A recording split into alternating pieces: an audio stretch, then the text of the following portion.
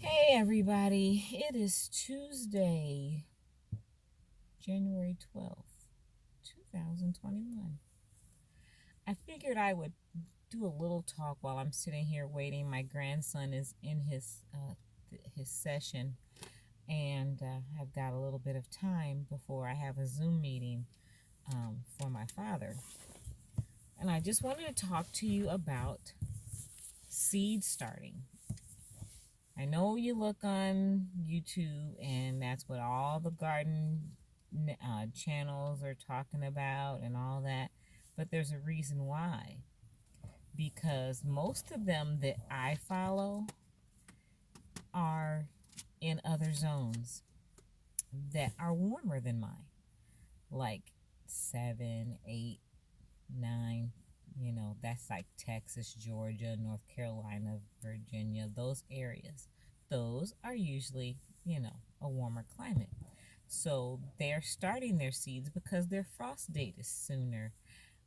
Their last frost date is sooner than mine. I'm in zone 5B, and I have not looked up what the projected frost date is, last frost date, but it's usually toward the end of April, which I don't care what that chart says. I don't go by that. I go by past experience. I know that it usually snows sometime in April for us. And it's usually after we put our seeds out. Usually after we start our seedlings or sow the seeds directly into the soil. I swear to goodness, it waits every time. It'll be nice, nice, nice days. And then no sooner than the majority of people say, oh, it's nice, let's get our garden started. Ha, Mother Nature says, gotcha again. And she makes it snow.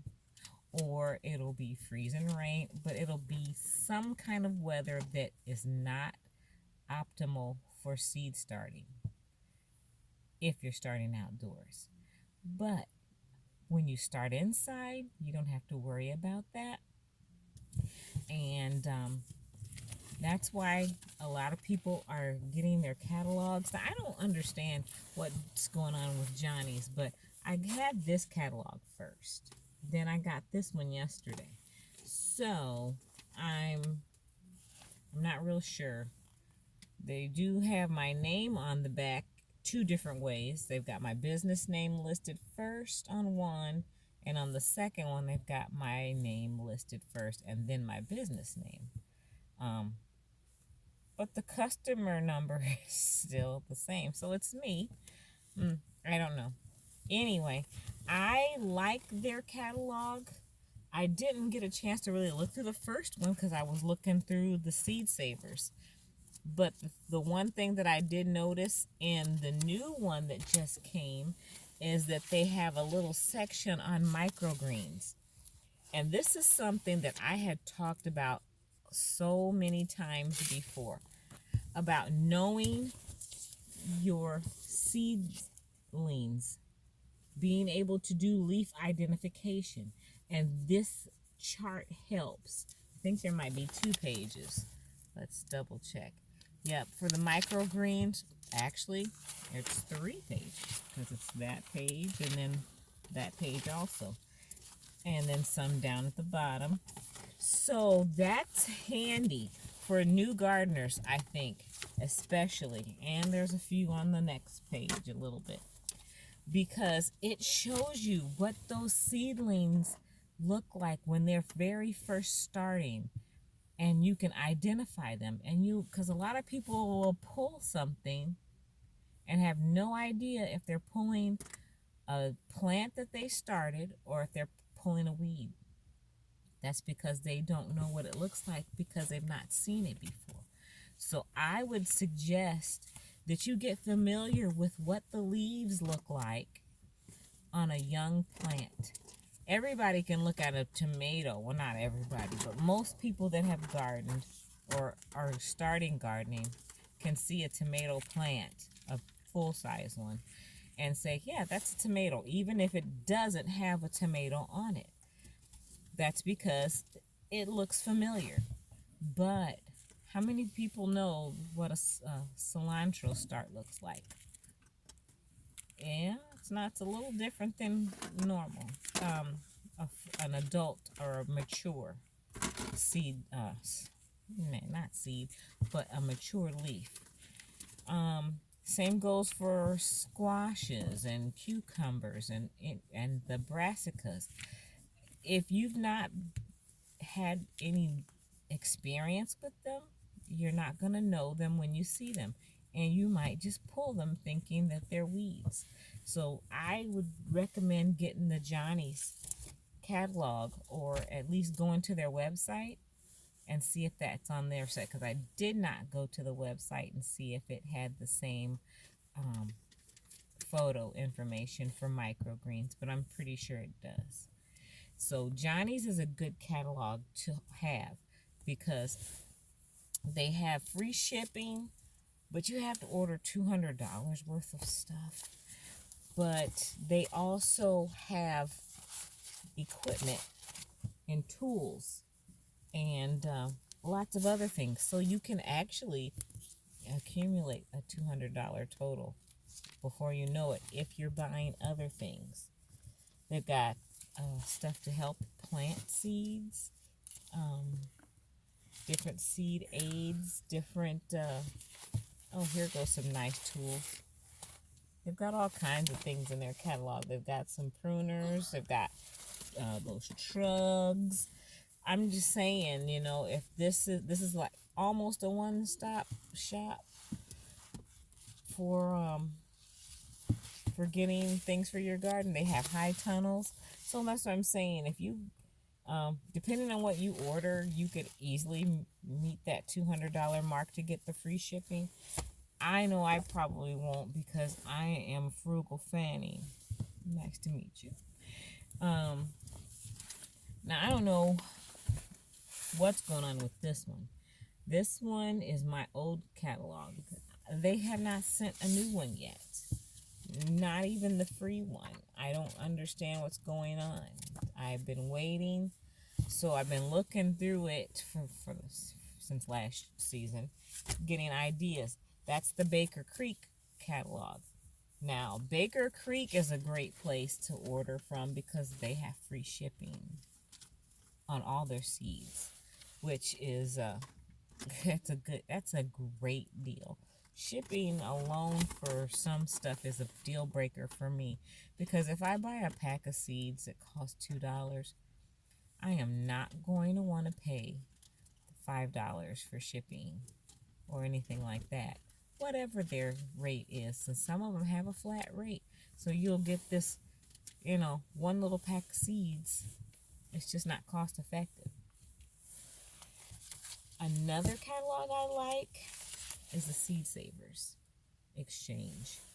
They have a lot of heirlooms that I like looking at and considering, and great pictures. They have recipes in there.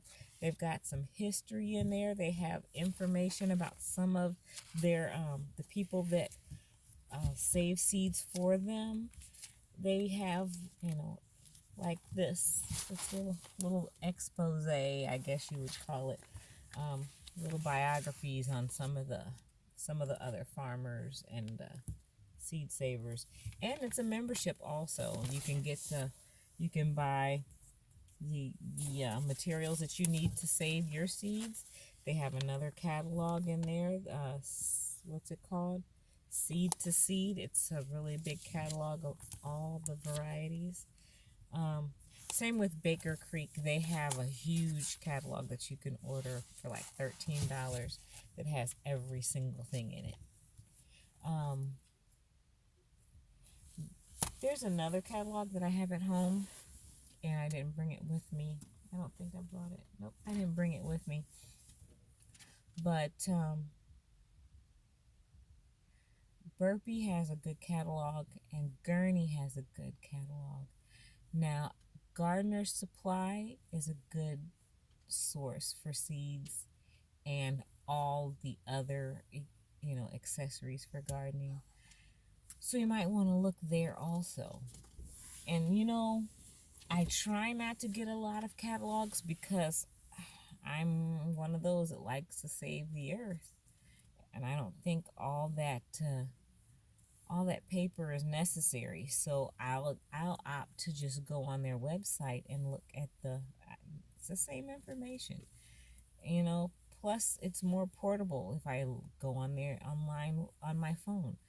Look at the difference in the sizes. I can have a couple different tabs up and price compare like that, and it's just in my little phone instead of all these books. And to each his own. I mean, you do what works best for you. You'll get into your own rhythm of what works best for you, what you're comfortable with, what method you like. If you like to look through catalogs, which is absolutely perfect, and it's something that I love to do on these cold winter days here in Iowa. I don't mind at all. That's why I will get a couple of them just to have on hand. But usually I'll look through a book. I'll get books from the library that are garden related, or just go check my bookcase, and because I have an extensive library of gardening books that I've collected over the years. Because I don't know if anybody heard me mention it before, that I started my first vegetable garden at my home in 2008. So that's quite a while now that I've had a garden. And when I was a child, my family had a garden. And let's not talk about that, because the amount of space at my parents' home is ridiculous. And and I have tried and tried to get them to convert the rest of their yard into garden space. The area that used to be the garden when we were growing up is kind of taken over. It's got those weeds that have grown into small trees, so it needs a lot of prep. A lot of things need to be cut down and dug up, and the retaining wall needs to be repaired. But right next to the house, there's a huge fenced in area that would be perfect. It's big enough for a high tunnel. It's big enough for a high tunnel. You think she'll let me use that yard? No. She'd rather have it full of grass and have to be maintained on a weekly, if not bi-weekly basis. Somebody come and mow the grass. Somebody come and mow the grass. Somebody come and mow the grass. Mow the grass. Mow the grass. Get rid of that daggone grass. It's not doing anything but causing extra chores that aren't benefiting anybody. What's the deal with having a green lawn? I mean, yes, I understand when we were little, it was a place for us to play. I'm the youngest in the family, and I'm mid-50s. I'm not trying to play. The grandkids, the great-grandkids, they go over there. They don't go in the yard. Don't even ask why they always are told, you're going to get chiggers.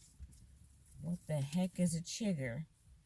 We were okay to go out there and play, and we weren't told we were going to get chiggers, but all of a sudden there's a whole new wave, and the grandkids can't play in the yard because they're going to get chiggers.